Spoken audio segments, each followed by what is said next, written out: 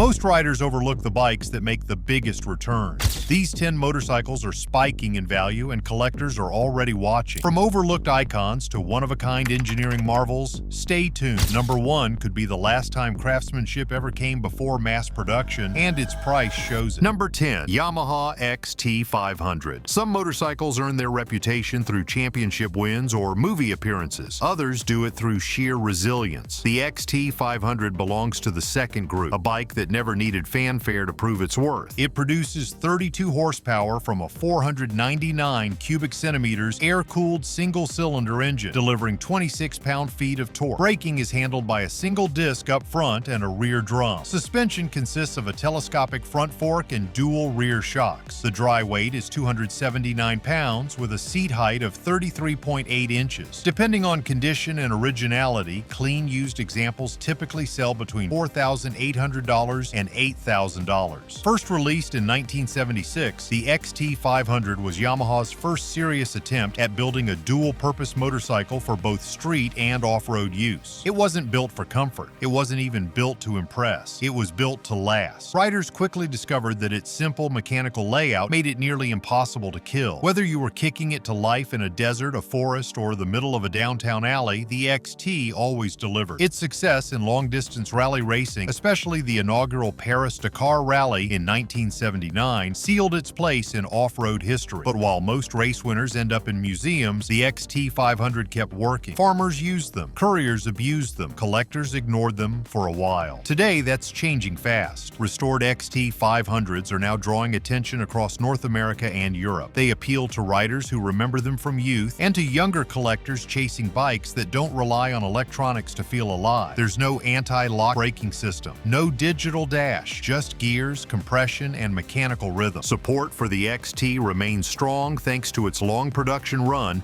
and Yamaha's global parts availability. Many original components can still be sourced, and there's a thriving community dedicated to keeping these bikes running. Whether you restore it to stock or build it into a period-correct scrambler, the XT gives you a flexible platform with decades of proven durability. The XT 500 is not just a reliable machine, it's a mechanical time capsule. Its value is only going one direction, and for riders who believe less is more, this bike is about to become a whole lot less available. Number 9. BMW HP2 MegaMoto. Most motorcycles are easy to label: tourer, cruiser, naked, dual sport. The MegaMoto refuses to fit into any category. It was too wild for the street, too refined for the dirt, and too expensive for the masses. And now its rarity is becoming its greatest asset.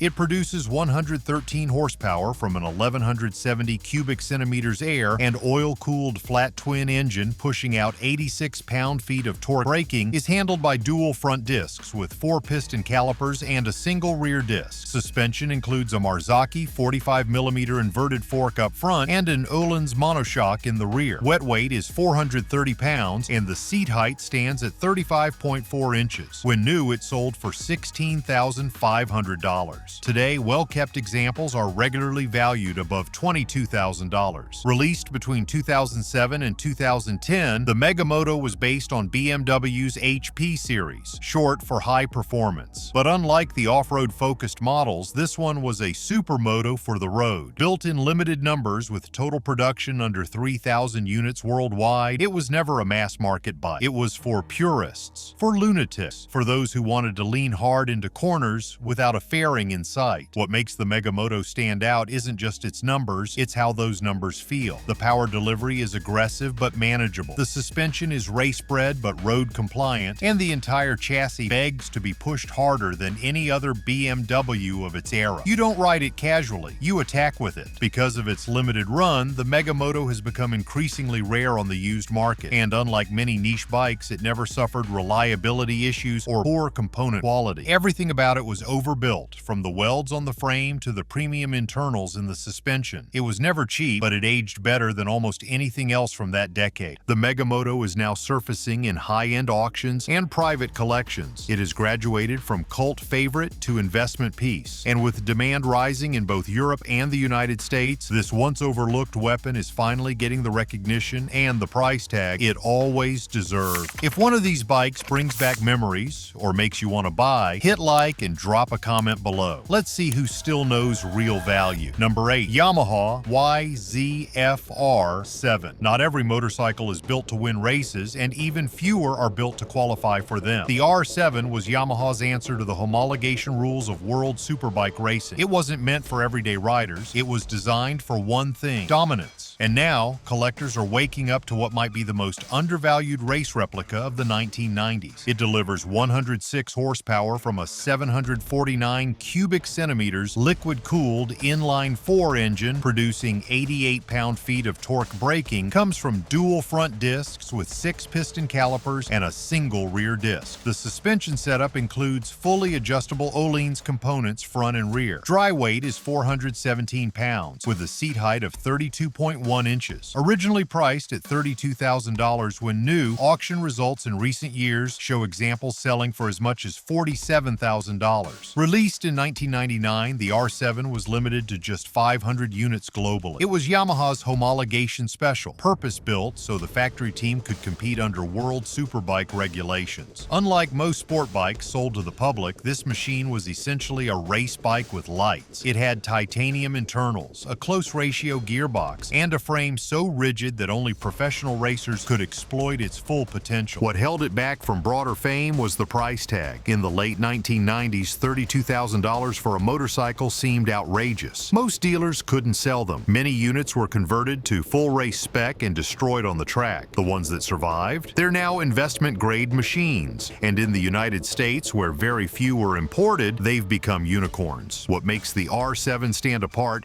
is that it doesn't just look like a superbike, it is one. There's nothing beginner-friendly about it. The riding position is aggressive. The power band is peaky. It's loud, twitchy, and built to win, not cruise. But for those who understand its DNA, it represents one of the purest connections between factory engineering and race performance ever put on the road. As values continue to climb and global awareness increases, the R7 is leaving the realm of exotic curiosity and entering the world of blue-chip collectibles. This is no longer just a rare Yamaha, it's a piece of racing history, and it's about to become unaffordable. Our go-to gear for vintage and modern riders is linked below in the description. Grab what lasts. Number 7. Kawasaki KR1S. Every era has its rebels. In the late 1980s, the KR1S was Kawasaki's loud, fast, two-stroke middle finger to conformity. At a time when most manufacturers were turning toward heavier four-stroke machines, this featherweight screamer doubled down on simplicity, speed, and a no-nonsense two-stroke heart. Today, that gamble is paying off for collectors. It makes 55 horsepower from a 249 cubic centimeters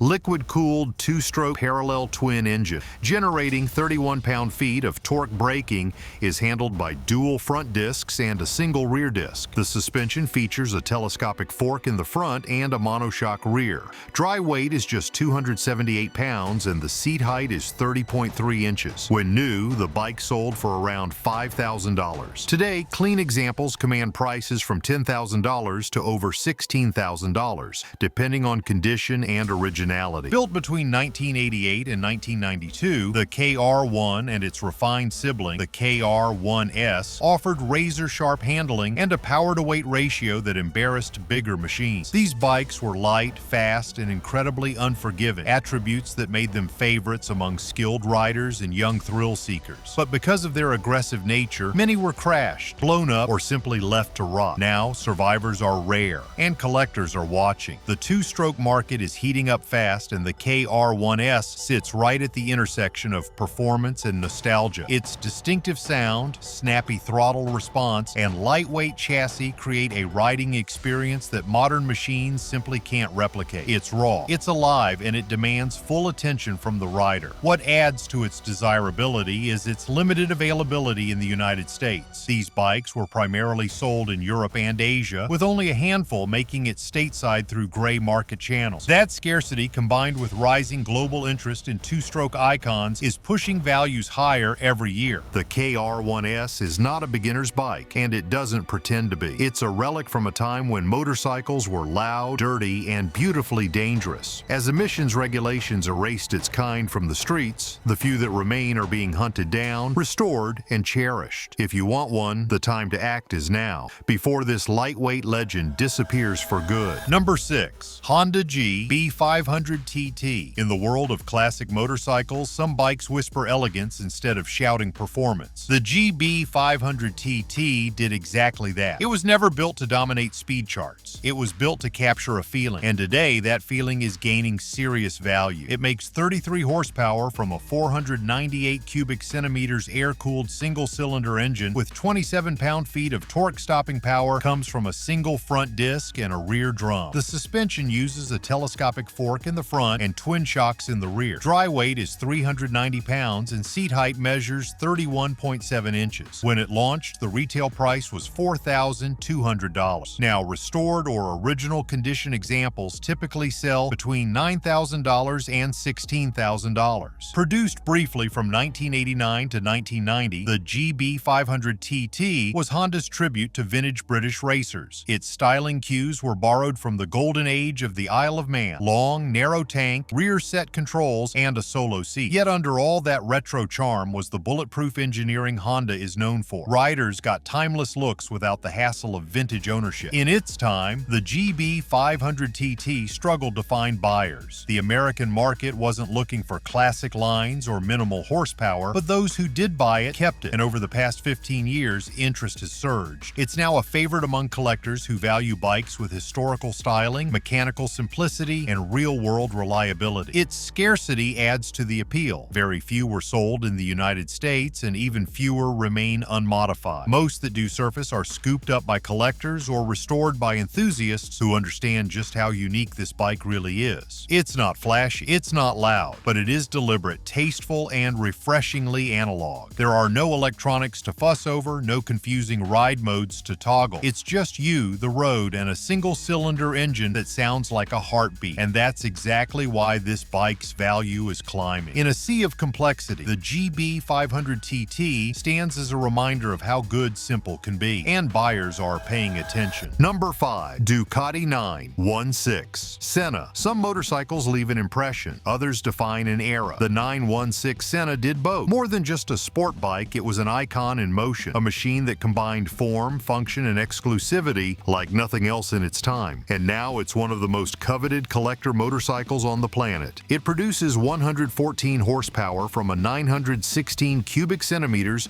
liquid-cooled L-twin engine paired with 64 pound-feet of torque. The braking system includes dual front discs with Brembo 4-piston calipers and a single rear disc. Suspension consists of fully adjustable Showa components at both ends. Dry weight is 425 pounds and seat height is 32.3 inches. When new, it sold for between $14,000 and $17,500. Today, Senna models regularly trade hands for amounts between $25,000 and $56,000. Built from 1994 to 1998, the 916 was the brainchild of legendary designer Massimo Tamburini. It didn't just change Ducati, it redefined what a sport bike could look like. The underseat exhaust, trellis frame, and single-sided swing arm were more than design flourishes. They were functional art. It turned heads on the street and destroyed competition on the track. The Senna editions took that formula and added something more: reverence. Named in honor of Formula One legend Ayrton Senna, each Senna model featured a limited production run of 300 units, distinct matte gray paintwork, red wheels, and serialized badging. These bikes weren't mass-produced, they were curated. Time has only strengthened the Senna's legacy. Unlike many performance bikes that fade into obscurity, the 916 Senna has become a benchmark, both in design and in collectability. As availability tightens and demand increases, auction prices continue to rise steadily, with no signs of slowing down. It's not just the performance that makes it valuable, it's what it represents: precision, beauty, and exclusivity in equal measure. For collectors and Ducati purists, owning a Senna is like holding a piece of racing royalty. It's a motorcycle that transcends its specs, and that's exactly what makes makes it worth every dollar. Number 4. Honda RC30. Some motorcycles are built to compete. A rare few are built so well they change the rules entirely. The RC30 wasn't just a superbike, it was a factory-built race machine wearing a license plate. Released as a homologation special to qualify Honda for international racing,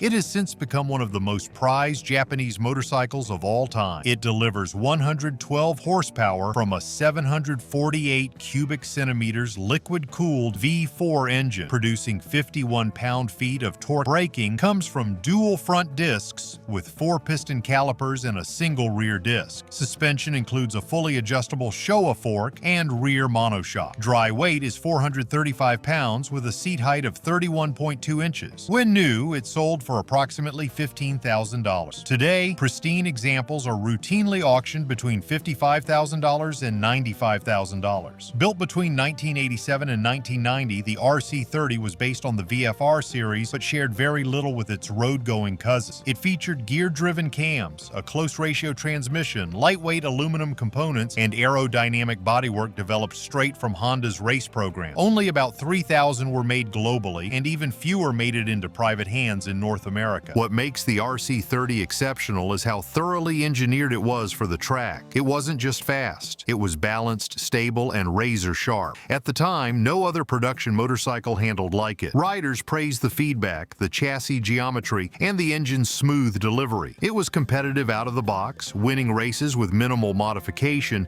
and earning Honda a reputation for engineering superiority. Today, collectors view the RC30 as a crown jewel in Japanese sport bike history. Its limited production, historic racing pedigree, and iconic looks, especially that tricolor livery, make it a staple at high-end auctions and private collections. The values continue to climb, driven by demand from serious enthusiasts who know exactly what this machine represents. Unlike many aging performance bikes, the RC30 has never gone out of style. It's as desirable now as it was when it first stunned the racing world. For those looking to invest in a motorcycle that will only become rarer, more revered, and more valuable, this is one of the safest bets you can make. Number 3. Kawasaki H1 Mach 3. In the late 1960s, motorcycle manufacturers were pushing the boundaries of performance. Then Kawasaki showed up with the H1 Mach 3 and blew everyone away. This was not just a fast motorcycle. For a brief moment, it was the fastest production bike on earth. Loud, aggressive, and completely unfiltered, it changed what riders thought was possible. It makes 60 horsepower from a 498 cubic centimeters air-cooled 2-stroke triple-cylinder engine, producing 43 pound-feet of torque. Braking is handled by a single front disc and a rear drum. Suspension consists of a telescopic front fork and twin rear shocks. Dry weight is 382 pounds and seat height is 31.5 inches. When new, it sold for $1,295. Today, early production models in original condition routinely sell for $16,000 to $26,000, with showroom quality bikes exceeding $35,000. The Mach 3 debuted in 1969 and instantly made headlines. Its 2-stroke power band was explosive, launching the rider forward with a surge that felt more like a dragster than a street bike. It quickly earned a reputation for terrifying speed and unpredictable handling, especially if you didn't respect its limits. That rawness is part of what made it famous. It wasn't polished, it didn't try to be elegant, but it did offer more horsepower per pound than anything else in its class, and riders loved it for the sheer thrill. This was a machine that demanded full attention and rewarded courage with unmatched acceleration. As the years passed and emissions laws cracked down on 2-strokes, the Mach 3 became a relic of a wilder era. But instead of fading into obscurity, it became legendary. Today, collectors view the early models, especially the 1969 and 1970 units, as some of the most important Japanese bikes ever built. Surviving examples are hard to find. Many were raced, wrecked, or modified beyond recognition. That's what makes stock condition models so valuable. They offer a rare glimpse into a time when manufacturers prioritized power above all else. For enthusiasts who appreciate that raw history, the Mach 3 is more than just a motorcycle. It's a milestone. Number 2. Suzuki RE5 Rotary. In the mid-1970s, Suzuki took a gamble no other Japanese manufacturer dared to try. A production motorcycle powered by a rotary engine. The result was the RE5, a machine that was decades ahead of its time, both in engineering and in ambition. It confused dealers, puzzled buyers, and today today it's turning into one of the most collectible oddballs of its generation. The RE5 produces 62 horsepower from a 573 cubic centimeters liquid-cooled single-rotor Wankel engine. Generating 46 pound-feet of torque braking, is handled by a single front disc and a rear drum. Suspension includes a telescopic front fork and twin rear shocks. Dry weight is 573 pounds, with a seat height of 31.5 inches. The original list price was around $2,400. Today, depending on condition, examples range from $8,000 to $20,000, with restored units exceeding $25,000. Manufactured for only 2 years, 1975 and 1976, the RE5 was a bold engineering experiment. Suzuki believed the smoothness and compact design of the rotary engine would revolutionize motorcycle performance. It featured styling assistance from Giorgetto Giugiaro and came with a futuristic instrument cluster housed in a rotating cylindrical pod. But despite the innovation, the bike was misunderstood from the beginning. Consumers didn't trust the unfamiliar rotary technology. Mechanics didn't know how to service it, and the market wasn't ready to pay a premium for a concept bike that didn't outperform traditional engines in practical terms. As a result, only around 6,000 units were produced, and sales were disappointing. Many sat unsold in dealerships for years. But now, the narrative is changing. The RE5 is no longer viewed as a misstep. It's considered a mechanical unicorn. The rotary engine delivers buttery smooth power with no vibration and a distinctive sound unlike anything else on two wheels. And as the collector world moves beyond conventional classics, bikes like this are gaining serious attention for their uniqueness and rarity. Restoration interest is surging, with more RE5s appearing at vintage events and auctions across the country. Parts are still available thanks to dedicated enthusiasts and niche suppliers, and the online community surrounding the bike has grown steadily in recent years. For collectors looking to own a truly different piece of motorcycle history, something bold, rare, and technologically significant, the RE5 is a rising star that won't stay affordable for long. Still watching? Then you're exactly who we make these for. Subscribe now before the next collector spike leaves you behind. Number 1. Crocker V-Twin. Before Harley-Davidson ruled the American V-Twin scene, there was another name that struck fear into racers and engineers alike: Crocker. Built in Los Angeles between 1935 and 1940, the Crocker V-Twin was hand-assembled, overbuilt, and blisteringly fast. Today, it stands as one of the rarest and most valuable motorcycles ever made. The Crocker produces roughly 60 horsepower from a 1,000 cubic centimeters air-cooled V-Twin engine, delivering an estimated 63 pound-feet of torque braking, is handled by dual drum systems. Suspension uses a girder front fork and a rigid rear frame, standard for its time. Dry weight is approximately 485 pounds, and seat height measures 31 inches. New, the price ranged from $400 to $500 depending on custom specifications. At auction today, surviving Crockers have reached as